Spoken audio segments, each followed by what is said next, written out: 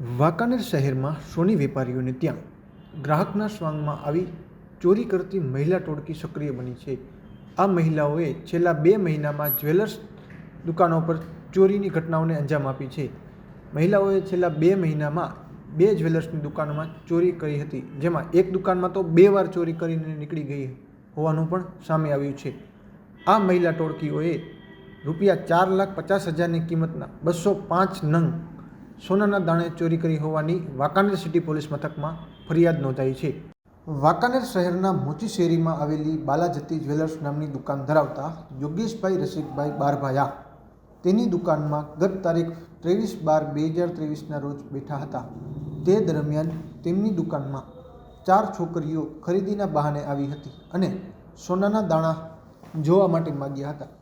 અડધી કલાક સુધી આ છોકરીઓએ દુકાનમાં દાણા જોયા બાદ ત્યાંથી નીકળી ગઈ હતી.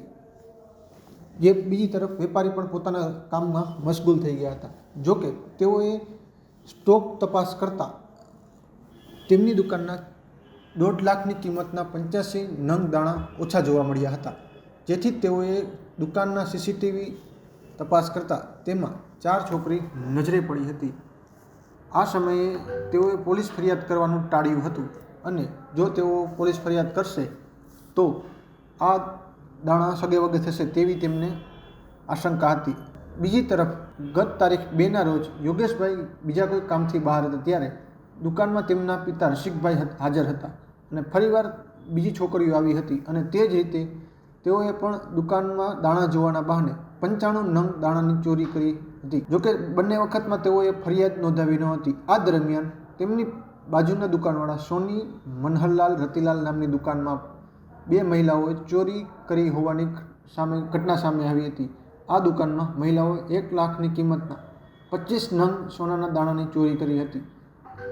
દિવ્યેશભાઈ નામના વેપારીએ જ્યારે આ અંગે પાડોશીને જાણ કરતા તેઓની દુકાનમાં પણ ચોરી થઈ હોવાનું તેઓએ જણાવ્યું હતું.